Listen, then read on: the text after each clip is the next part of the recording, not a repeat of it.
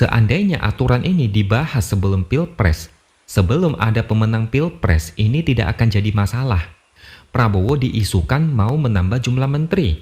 Dan tidak lama kemudian muncul revisi aturan yang tujuannya mau menghapus batas jumlah menteri. Gimana rakyat nggak curiga? Kalau dibilang cuma kebetulan, rasanya banyak yang nggak percaya.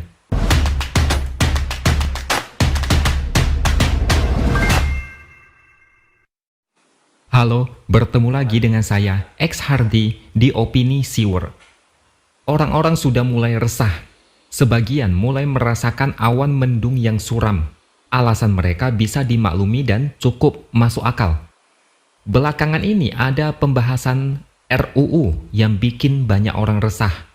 Saya melihat ada 3 RUU yang kalau goal akan ada banyak perubahan yang luar biasa dalam arti negatif. Oke, langsung saja kita bahas. Yang pertama adalah RUU penyiaran. Draft RUU ini bikin banyak pihak protes karena akan menghancurkan kebebasan pers. Ikatan Jurnalis Televisi Indonesia, Dewan Pers, dan Aliansi Jurnalis Indonesia kompak menolak RUU tersebut. Kebebasan pers akan terancam. Selain itu, RUU disusun tapi tidak melibatkan organisasi profesi jurnalis atau komunitas pers. Salah satu pasal yang bikin banyak orang gelisah adalah pasal 50B ayat 2 huruf C, yang isinya melarang penayangan eksklusif karya jurnalistik investigasi. Tayangan eksklusif investigasi itu seperti apa masih belum jelas dan multitafsir. Kalau bicara soal investigasi, saya langsung teringat dengan podcast salah satu media yang berani menginvestigasi politik dalam negeri. Saya tidak usah sebut nama, kalian pasti sudah tahu. Podcastnya kadang bikin ngeri-ngeri sedap. Dan beberapa kali podcast ini membuat banyak pihak gerah, termasuk istana. Apakah itu ada kaitannya? Saya juga kurang paham. Tapi yang jelas, namanya investigasi itu membongkar sebuah isu secara mendalam dan detail, dikorek sampai ke dalam, dan efeknya kadang sangat mengejutkan. Kadang, aib dan borok bisa kelihatan jelas di mata publik. Ini memang bikin banyak orang resah. Semoga saja ini tidak ada kaitannya. Tapi, meskipun begitu, saya anggap ini adalah kemunduran parah. Selama karya itu sesuai dengan kode etik jurnalistik, berdasarkan fakta dan data yang benar, bukan berisi hoax, dibuat semata-mata profesional dan untuk kepentingan publik, tidak boleh ada yang melarang. Pasal lain yang juga diprotes adalah pasal 50B ayat 2 huruf K, tentang konten siaran yang mengandung berita bohong, fitnah, penghinaan dan pencemaran nama baik. Menurut Ikatan Jurnalis Televisi Indonesia, pasal itu membingungkan dan berpotensi membungkam kerja jurnalis. Pasal ini multitafsir dan bisa menjadi alat kekuasaan untuk membungkam dan mengkriminalisasi jurnalis. Kalau melihat kegelisahan mereka, seolah pelan-pelan ruang gerak mereka dibatasi. Ruang gerak mereka makin lama makin sempit, lama-lama terjepit, mau maju atau mundur, ke kiri atau ke kanan, serba salah. Yang kedua adalah RUU Mahkamah Konstitusi atau RUU MK. Pemerintah dan DPR ternyata sepakat merevisi UU MK. Dan hebatnya lagi, pembahasan RUU ini dilakukan tanpa kabar. Tiba-tiba langsung terjadi kesepakatan dan akan dibawa ke sidang paripurna DPR. Rapat kerja ini dipimpin oleh Wakil Ketua Komisi 3 DPR dari fraksi Partai Golkar dan Gerindra.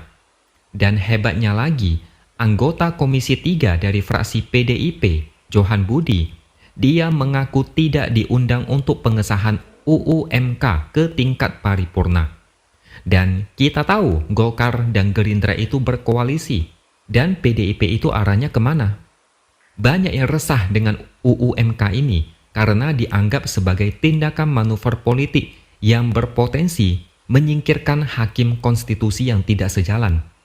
Mereka yang tidak sejalan dengan pemikiran kekuasaan akan dicopot dan disingkirkan dengan berbagai cara. RUU MK ini juga pernah ditolak ketika Mahfud MD masih menjabat Menko Polhukam.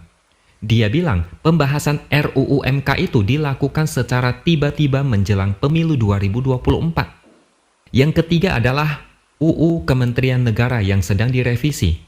Mungkin kalian sudah tahu polemiknya di bagian mana.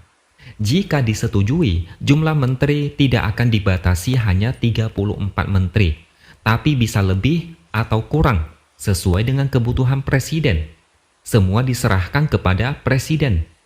Tapi sayangnya banyak yang kaget dan mengaitkan ini dengan isu di mana Prabowo mau menambah jumlah menteri untuk mengakomodir koalisi yang sangat gemuk. Waktunya tidak tepat sehingga orang-orang menganggap ini kayak sudah diatur. Seandainya aturan ini dibahas sebelum Pilpres, sebelum ada pemenang Pilpres, ini tidak akan jadi masalah. Prabowo diisukan mau menambah jumlah menteri. Dan tidak lama kemudian muncul revisi aturan yang tujuannya mau menghapus batas jumlah menteri. Gimana rakyat nggak curiga? Kalau dibilang cuma kebetulan, rasanya banyak yang nggak percaya. Ini sama kayak Gibran yang awalnya diisukan ikut Pilpres. Lama-lama isunya makin panas. Kemudian ada gugatan ke MK. Lalu MK mengabulkan gugatan itu. Dan akhirnya Gibran mendaftarkan diri menjadi cawapres. Kalau ini adalah kebetulan yang terjadi begitu saja, memangnya siapa yang percaya? Ini sebenarnya gambaran kasar kepada kita bahwa inilah yang akan terjadi kalau oposisi lemah atau semuanya masuk ke gerbong pemerintah. Ada aturan apapun yang mau digolkan bisa dilakukan dengan mudah tanpa perlawanan berarti. Mungkin semudah minum air. Oposisi lemah, teriakan mereka tidak akan berpengaruh. Mayoritas yang menang. Aturan apapun bisa diubah sesuai kebutuhan atau kepentingan. Mau sengawur apapun sebuah aturan, kalau oposisi lemah tetap tidak berdaya. Dan aturan itu kemungkinan besar tetap lolos. Yang setuju bakal lebih banyak daripada yang menolak. Apalagi kalau aturan itu sangat berbau politis, silakan rakyat ngelus dada. Bagi yang dulu bangga memilih, silakan teriak sepuasnya. Atau silakan joget gemoy untuk menghibur diri. Rakyat kecil dan menengah ke bawah mungkin tidak peduli soal ini. Mereka masa bodoh dan mungkin masih terbuai dengan bansos yang melimpah. Perut mereka aman untuk sementara waktu. Mereka mungkin masih terbuai dengan survei tingkat kepuasan yang tinggi terhadap pemerintah. Tapi bagi yang melek politik, ini adalah alarm bagi demokrasi. Seandainya ketiga aturan itu lolos, apalagi bagian yang dikhawatirkan itu lolos, rasanya tidak ada kalimat yang tepat untuk menjelaskan itu semua. Semoga saja masih ada peluang untuk merevisi dan memperbaiki itu semua, meskipun lebih baik jangan terlalu berharap. Putusan MK saja bisa se-ekstrim itu dan membuat Gibran dari yang tidak bisa menjadi bisa ikut Pilpres. Bukan tidak mungkin di masa mendatang lahir aturan lain yang jauh lebih mengagetkan. Mau protes pun percuma, rakyat hanya bisa terima dan pasrah. Oke, sampai di sini dulu opini dari saya. Subscribe channel ini supaya makin berkembang dan jangan lupa tuliskan komentar Anda. Terima kasih sudah menonton dan sampai jumpa lagi di lain kesempatan.